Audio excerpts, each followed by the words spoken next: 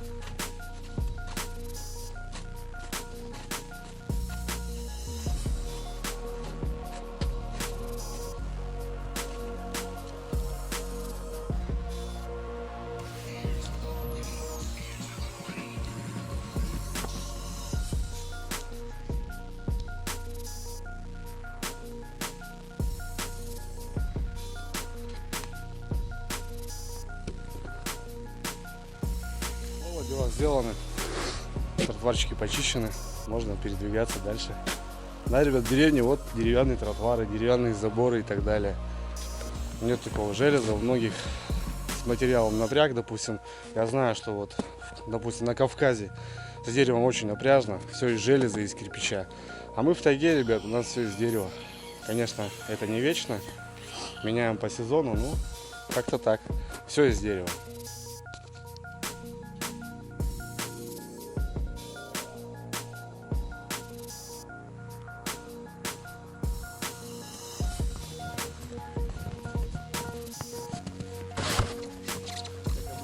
Столик.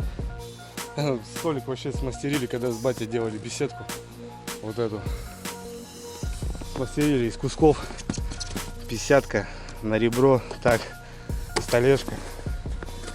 Правда, тяжеловат, зато нормально. Здесь постоянно разделаем дичь, рыбу и так далее. И вот, опять достали мы столик. Сейчас начнем потихоньку. Котопсы. Котопсы, ну-ка не воюйте. Рыжий, ты чё? Пришел за щукой, да? Хочет отобрать щуку тебе? Ну-ка взять его. Рыжий, взять его. Ну, ребят, скоро Новый год. Осталась неделька, грубо говоря. И 2020 нас встречает. Сегодня хочу, ребят, приготовить щучьи котлеты. Конкретно котлеты из щуки, рыбные. Ну, немного добавить своих, немного там фишек. Может кто-то так же делает, может кто-то подскажет, как он делает. Будет очень приятно, ребят, почитать ваши комментарии, если что-то как-то, может, я неправильно делаю. Но буду делать, как я люблю. Щука, котлеты, погнали.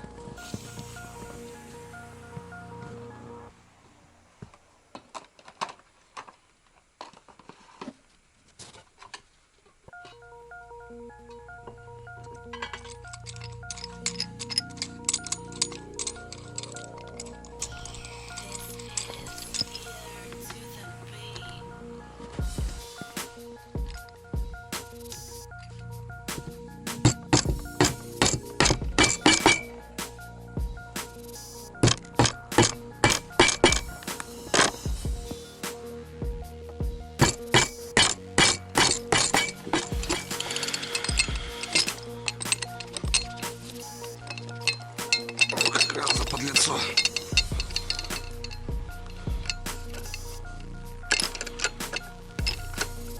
Ребят, все готово. Наша старая мясорубка. Все ингредиенты уже на столе. Будем начинать. Немного не подходило крепление. Пришлось набить доску, чтобы затянуть нашу мясорубку, потому что столешка здесь 60-ка, наверное.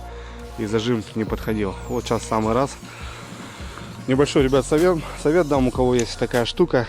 Можно сейчас, в принципе, у многих уже электрическая мясорубка. Намного быстрее, все качественно это делается. Но из такой мясорубки можно сделать прям электрическую. И можно крутить прям без электричества в походных условиях, допустим, на рыбалке, на охоте и так далее. Для этого нужно просто шуруповерт хороший, и все. Сейчас немного расскажу. В данный момент я этим не смогу воспользоваться, так как насадка у меня, ребят, осталась в визинге вроде. Я не нашел здесь, ну, то бишь у мамы в деревне я не нашел. Здесь просто накручивается болт, делается и делается насадка под шуруповерт, под патрон, потому что вот эта основная, она не заходит. Но если, допустим, хороший 19-вольтовый бошевский шуруповерт, то я думаю, в патрон она спокойно зайдет. Допустим, если как у меня, вот 14-вольтовый, он сюда не подходит. А так просто закручивается насадка, вставляется шуруповерт, и вдвоем можно, просто один жмет, один кидает, и все очень быстро, все классно получается. Так что, ребят, небольшой лайфхак, может кому-то будет полезен. Пробуйте, делайте. Также дрели, если есть дрель профессиональная, то патрон там намного больше. И, соответственно, я не знаю тут какой диаметр. Допустим, 14-вольтовые, я точно знаю, что больше 10 уже не подходит. Все готово, ребят. Начинаем. Правда, старенький уже. Ну, тут на участке нормально все работает. Тут красивую посуду нам не надо. Там надо качество, главное, и эффективность. Постелим сейчас в пакет.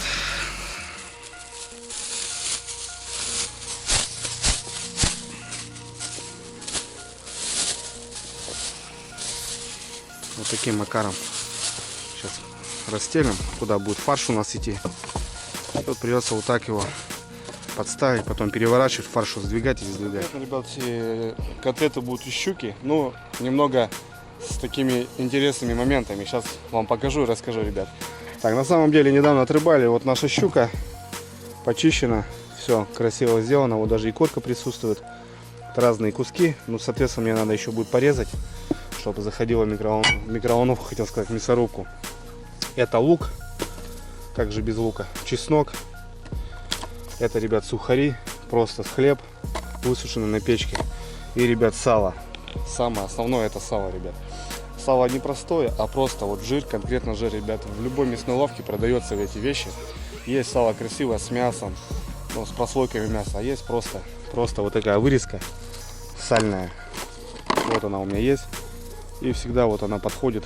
Ну, как бы салом это не назовешь, да, можно сказать, один жир. Есть, может, кто-то его не будет, как сало. Хотя многие любят, наоборот. Но вот такая вещь, ребят, подойдет к нашим котлетам. И котлеты получатся вот такие, ребят, я вам отвечаю. Они будут сочные. На сковородочку, когда будем ложить, этот сало будет таять. Они будут жирные, ребят. Ну просто бомба, я вам клянусь. Так что немножко все в сторону. Мешает. Что-то пошел дождь, даже как будто заморосил. Так, сало немного тоже нарежем. Потому что слишком большое. Кусками надо поменьше нарезать. Вот такими кусочками. Немного заморожено. Надо было достать пораньше. Ну, что-то сообразил. Ездил по делам пока. Приехал и что-то решил сделать котлетки. Вот так разрежем. И будет бомба.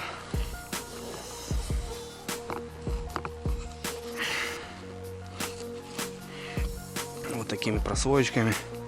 Кусочками, без разницы, лишь бы заходило все в нашу мясорубку и так далее. Чесночок, ребят, я уважаю в любом блюде, так что не знаю, все на любителей, конечно. Лук, скажем, лук ложу всегда, ну а чеснок на любителя. Но я без чеснока, ребят, вообще ни одно блюдо у меня, грубо говоря, не проходит без чесночка. Чеснок чистим очень просто, берем головочку, нажимаем ножом. Прижимаем. Все, ребят, чеснок у нас чищен, почищен. Хвостики я эти не убираю, это все у нас перемолится. Раз. И все готово. Быстро и удобно. Так что, ребят, берите на заметочку. Небольшие лайфхаки. Сейчас лайфхаки это модно. Улучшает нашу жизнь. Ускоряет процесс. Так что берите на заметочку. Раз. И все готово. Делал, ребят, на улице. Многие задавали, а почему, Андрюх, делаешь на улице? Ну, это атмосфера, это уличная атмосфера. Это как будто, ребята, мы на рыбалке. Здесь у нас удочки раскинуты, там мы на походе и так далее. Домашняя обстановка как-то давит немного, и я не знаю, как будто неинтересно, по моему взгляду. Также порежем щуку на кусочки, на разные, чтобы можно перекручивать было. Конкретно щука, другой рыбы никакой не ложу. Ну, можно, конечно, попробовать миксануть там, я не знаю. Ну, сегодня хочу сделать конкретно щучьи котлеты. Ребят, попробуем. Начнем потихонечку, помаленечку кидаем сальцо, ребят. И потихоньку вот так. Потому что перекручивать будем 2 раза. Так что нормально.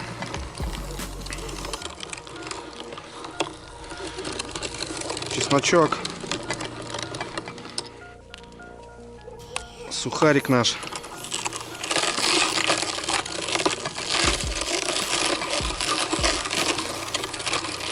Хлеб, кстати, ребят, проталкивает. Если, допустим, мясорубка засорилась, кидаем сухарик. И все у нас проталкивается.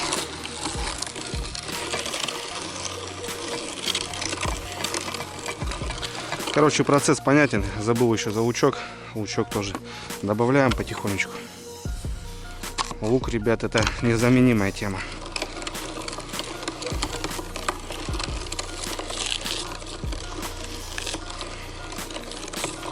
Надо еще штуку какую-то взять, чтобы проталкивать.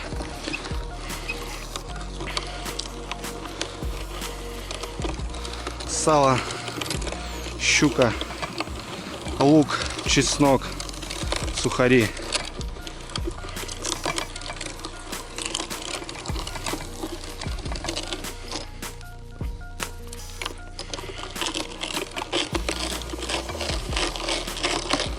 Процесс понятен, ребят, так что погнали.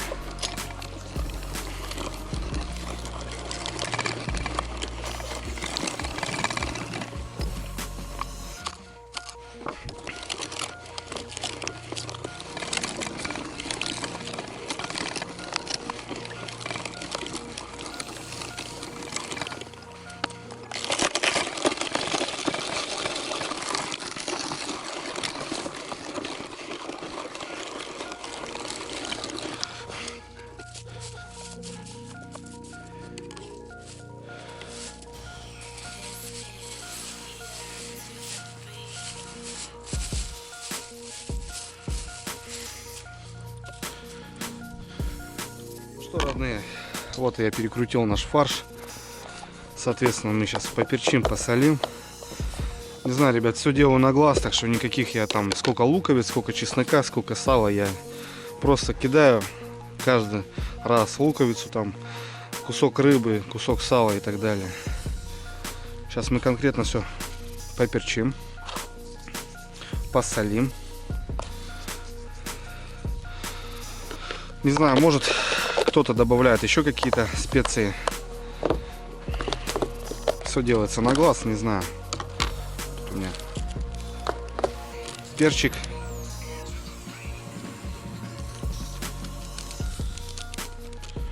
Так, там немножко было. Там у меня все походное. Приправа к рыбе, вот, допустим, еще есть, ребят. Давайте добавим лимона, приправа к рыбе. Тоже добавим.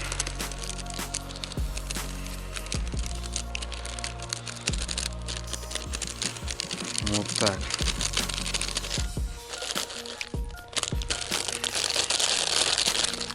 В стороночку пока.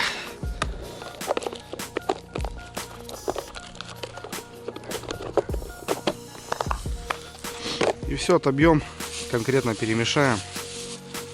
Вот таким образом, можно двумя руками. Получится у нас отличный фарш.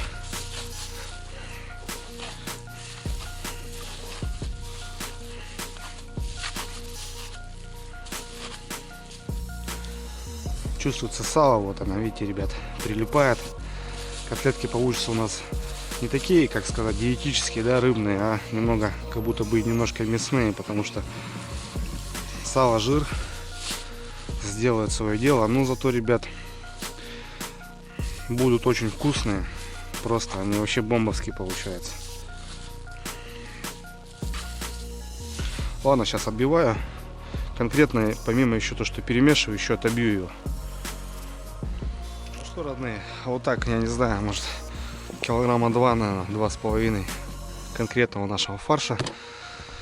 На пробу сделал пару котлетосиков себе. Сейчас мы, ребят, попробуем. Сейчас заведем горелочку.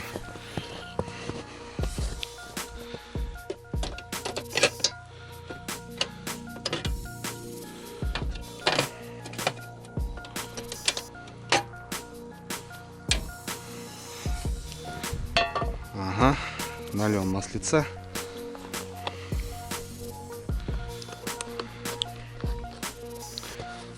И пускай масло пока нагревается. Подровняю еще котлетки. Ребят, обжарки я не буду использовать муку вообще никак.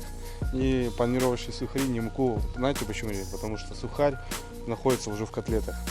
Конкретно сухарь. И она будет обжариваться. И вообще муку, ребят, не надо. Так что, ребят, 3 минутки. Маслицо у нас нагрелось. Чисто на пробу, ребят. Раз.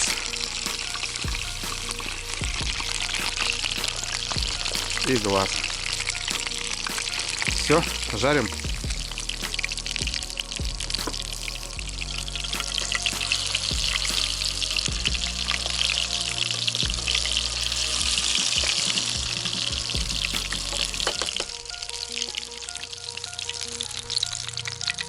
Жарятся котлетки, ребят.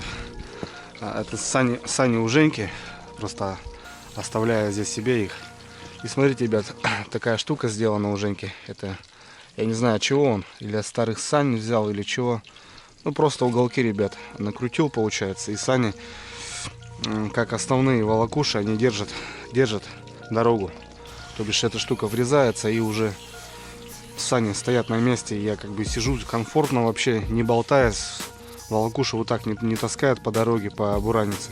Так что, ребят, на заметочку просто прикрутил. И все четко работает. Простые волокуши. Ребят, запах стоит бомба вообще. Котлетки крупные сделал. С одной стороны 2 раза обжарю. И с другой стороны 2 раза обжарю. Ну что, я думаю, готовы. Можно пробовать. Ну что, родные, попробуем, что у нас получилось. Котлетки сочные. Ну, видите, ребят, без муки, без ничего, они вот получаются как мясные рыбные такие.